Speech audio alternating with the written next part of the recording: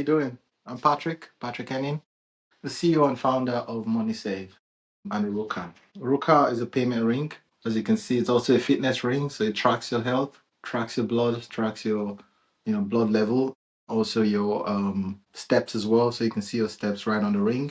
It also has a payment functionality as well, so you can make payments with your ring on your fingertips without having to go and get your wallet or your phones around you all the time. And so today we're going to talk about banks. So again, we're always here as a CEO founder. I always want to make sure I'm there for my customers, so we're always going to be here at least daily. I call it the diary of a founder. So there's always going to be topics I talk about. Again, we're always working with our customers. But I think for our customers, right, we're always talking to regulators, talking to the press, talking to a lot of people. But I think it's always important that, if you start something, to always talk to your customer. So hopefully this is the start of something new, especially across banks and fintechs. If your bank CEO is not doing this, you know where to join. Come join us. Okay, so what I want to talk about today is banks. Are banks your friends? How do banks make money? If you think about how people make money, then you know if they're your friends or not. Now, speaking of topic, so fun fact, right? Fun fact: penny, the American penny, right? It had an inscription previously, right? Now it says "God in God we trust." Previously, the logo was "Mind your own business, mind your business." I think that's where that came from, the saying "Mind your business," right? Which is basically it showed that you focus on what matters to you. And I think that's key as well, relevant when it comes to banking. So banking, while it's important, it's good to know that it's a transaction between you and your bank. Your bank cares about their investors, they care about making money, and that's why they close down, they don't make money. They're not there for you. But the same thing as well with you as well. So you need to think about yourself, think about what you need to do, how you take care of yourself, how you keep your money, how you receive your money, so that you pick the right bank for you.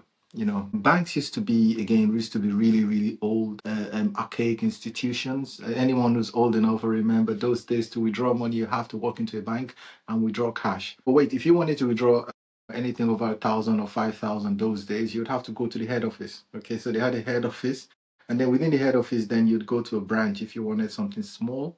And then within that as well, you have to queue up. Obviously, you had your time zones. So that changed recently with fintechs. Now fintechs, you can do everything on your phone, which is really cool. And what's still with us, Orukka, now you can do everything on your fingers. Right? So you can make a payment on fingers. You don't even need your phone anymore, or you don't need to walk into a bank as well. So that's important. But it's also important as well that again, you find out or know exactly what banks do.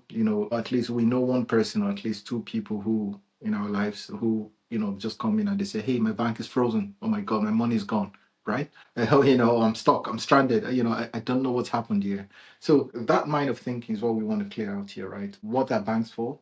Why do they lock out or freeze your accounts if they're not sure what's happening? And that's the line, they're not sure what's happening. So banks have a risk which they take on. So as soon as you come into a bank, they put a risk profile on you and they decide if you're, i.e., a customer that they can cater for, number one. And even if they do, then they start monitoring your trade as well to see. And it's to protect you and to protect themselves. Because mind you, a bank reports to the regulator. Banks report to their regulators. Banks also report to their investors. So if you look at even the top banks, right? So if we start, we just pick one, right? JP Morgan in the US. They're one of the top banks with trillions under management. The CEO owns 0.25 or 26%. And that's the CEO, Jamie Dimon, that everyone knows. That means he only has a tiny percentage of a bank and he's the CEO. So he's reporting to boards. He's reporting right now. I can tell you he's in a meeting with the board or investor or anyone, one way or the other, who he reports to. So while it seems like they own or they have a lot of power, not really. They actually, the investors are the ones with the power. They decide what's happening. So that you need to understand that a bank reports to investors. And from there, the investors decide where they open up. Again, they have some power on where they open up branches and what they do. But the investor would say, if they want to go into crypto, for instance, they want to go into, mortgages, they want to give more retail mortgages versus corporate mortgages. So, they decide what that and the strategy of the bank. So the CEO and the board would report, okay, as often as possible to investors. If you have that in mind, then you know that these guys don't have the power, right? And then so the question now becomes, why would the bank get blocked, right? Why would your account get blocked? So usually what would happen is, when you join the bank, they see your country, right? So if, for instance, just again, because we're in the US, so we're talking about the US here, right? The same thing as well with Europe. So if you're in Europe and for some reason you open up a bank and your passport says Iran, Iraq, or any other countries that are flagged, the bank have no choice. So even if the CEO is from Iran, there's nothing you can do, right? Because the rule is there. So they have to follow the rule, at least from the regulators, that says this is a profile that you will not accept. So that is where, again, we'll talk about crypto in another episode, just check. But that's where, things like crypto and all that distributed ledgers come in, right? Because that means you don't need to rely on those things. But it's risky. So with less risk becomes, okay, listen, let's protect people in this country. And how do we do that? One, politically, we say we're not aligned with that country, and therefore you reduce or don't accept that. If for some reason, now there you go. So if you're here, you've always been in Europe for some reason, right? You're always in Europe, and then they see that your transaction happens in Iran. That's a flag, all right? So immediately your account get blocked, okay? Or flagged. Could be blocked immediately, but there's something, the red flag that comes up. Secondly, if you're always spending, I don't know, $5 a day, you get your salary coming in and it's $10 a day, that's flagged in, right? So they know roughly what comes into your account. They also know and what goes out of your account. So that if for some reason you get 1 billion coming in and you hadn't told the bank beforehand, wait, there's 1 billion coming in here, it's not supposed to be here. That gets flagged. Same thing as well, if for some reason they come in, they know as well. So when your cash comes in, they know, for instance, that you're always buying coffee, chocolate, then they have a profile of what you spend your money on in terms of the category of expenditure. And for some reason, it then comes out that there's an artwork that's been purchased in Las Vegas that gets flagged and is blocked. Okay. And it's painful, and I think that's where it comes to us as a fintech, right? So what do we do? What would I do?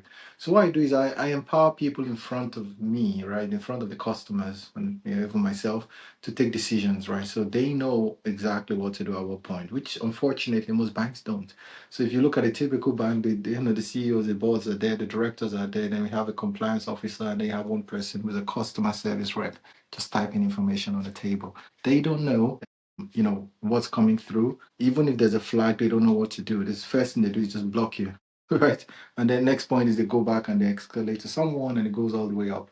And then the question now becomes, we have 1 million people, 1 million customers. Imagine how many of those red flags they get per day. So that's painful. That's annoying, and again, I sympathize with people like that. And that's why I say look after yourself. So if that happens a lot, you know what to do. And I'll talk about the best things to do going forward, right? Especially for our customers or for people who want to join us.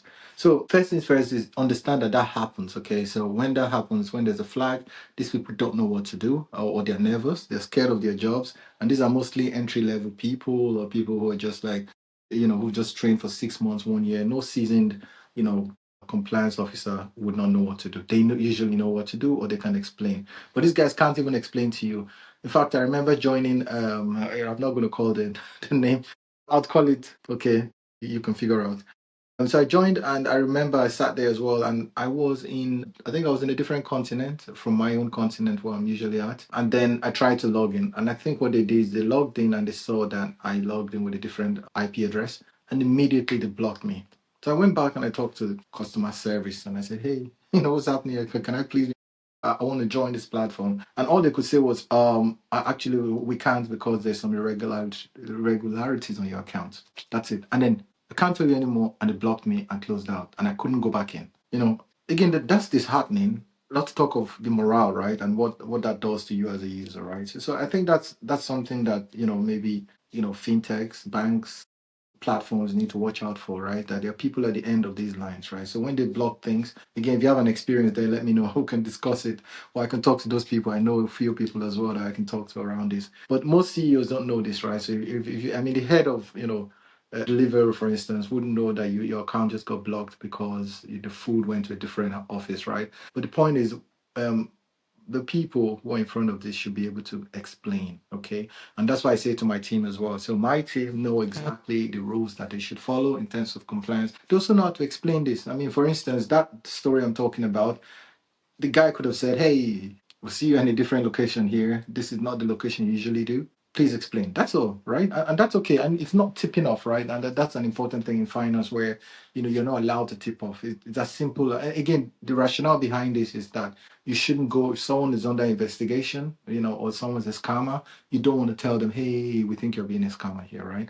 But what you can do is, again, not tipping off, but to say, "There's irregularities here. Unfortunately, we need to do this and this and this. And this is the ETA of what you can expect feedback.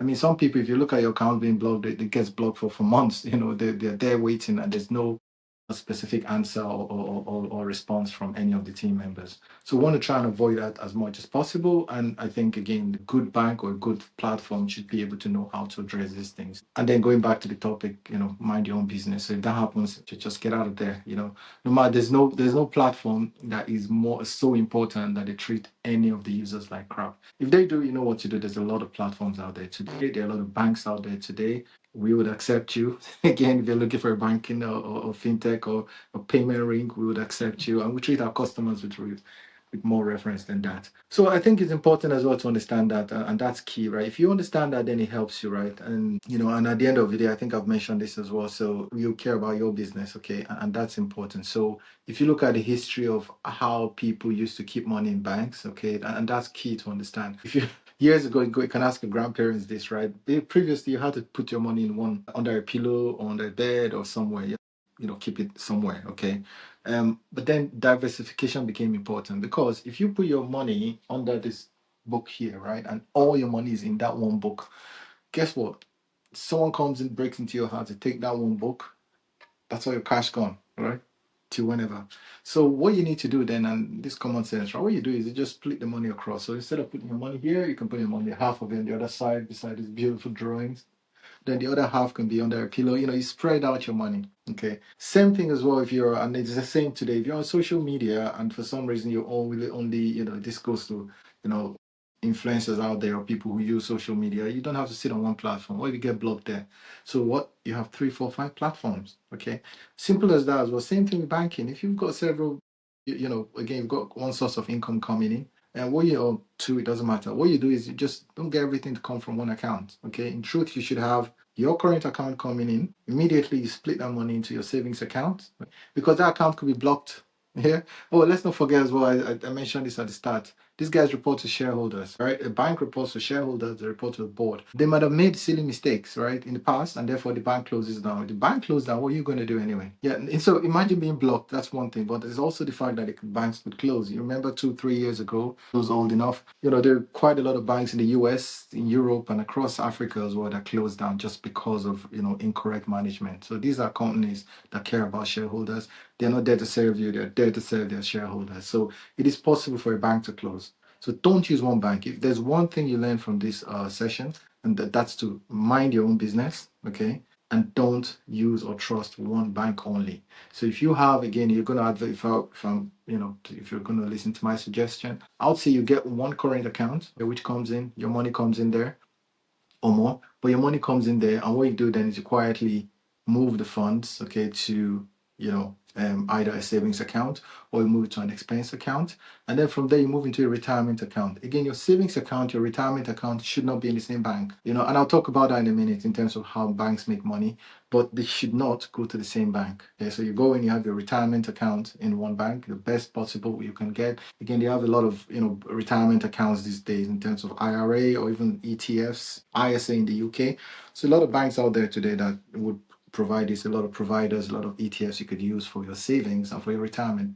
Those are different accounts. There's no way if your bank closes, those accounts will close as well. You need to diversify there. But wait, if you're married, what do you do? If you're married, guess what? Get a separate account. You don't have to use the same bank. There's nothing stopping you there. So what do? You move and you get a joint account for you and your other half, your partner.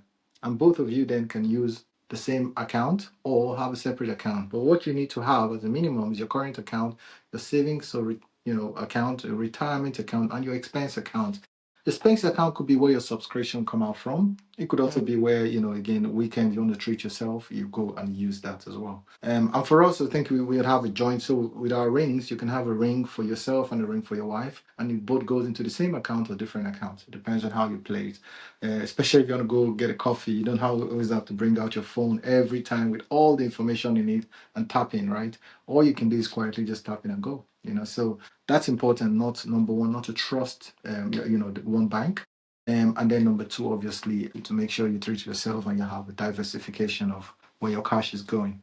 One topic, I think, again, I'll get this Q&A coming in, by the way. If you have any questions, just, mention it down on the comments below.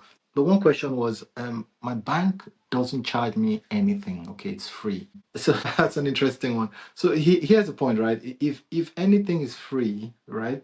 If anything is free, then you're definitely paying, or you're the product itself. I say that because obviously you know yourself. There's a lot of gurus out there, right? And the guru will come in and say, "Here's a book. Here's a free course. Here's free this, free this. All we need is just your email, password, maybe your credit card number. You're the product, and that's it. And that's you paying for that service, whether you like it or not."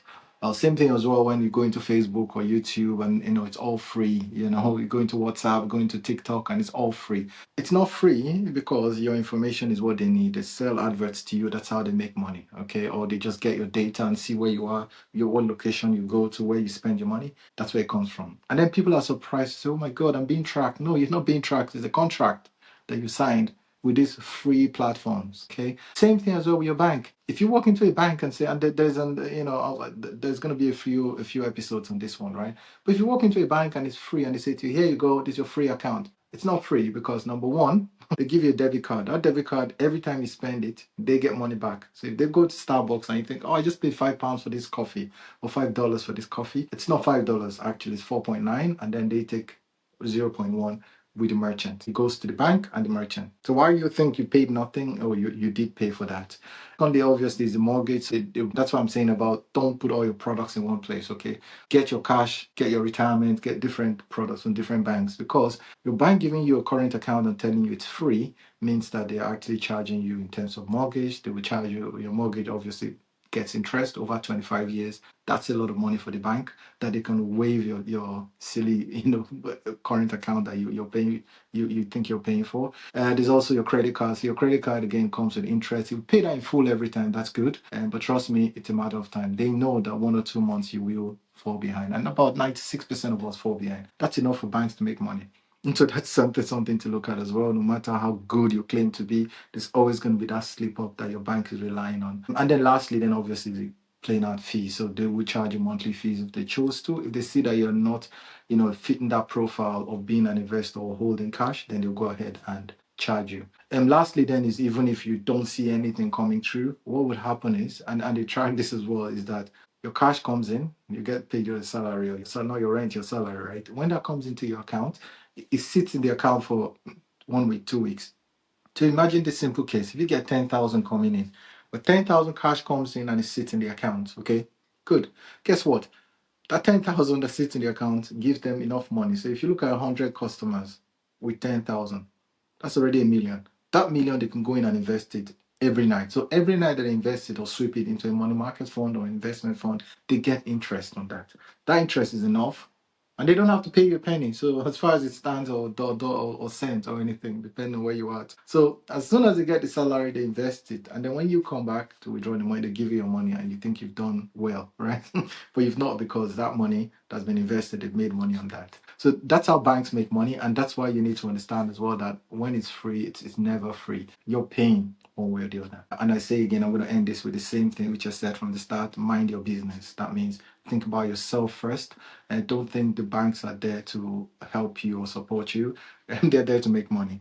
If it turns out then that while they make money, they help you, that's good. Yeah, but they want to make money first, and however that happens is how it happens. So that being said, again, I'd like to end with one. If anything's free, then you're the product. You're better off pay. I think it's best to pay for what you want to do.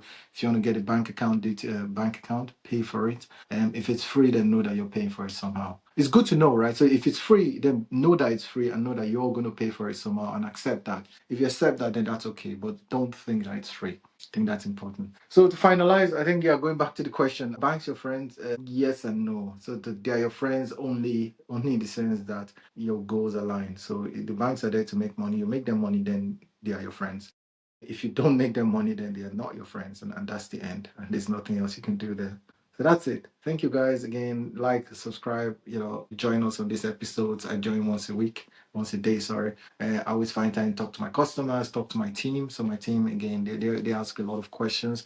I'm always there to support. So thanks guys, and have a nice one. See you in the next episode.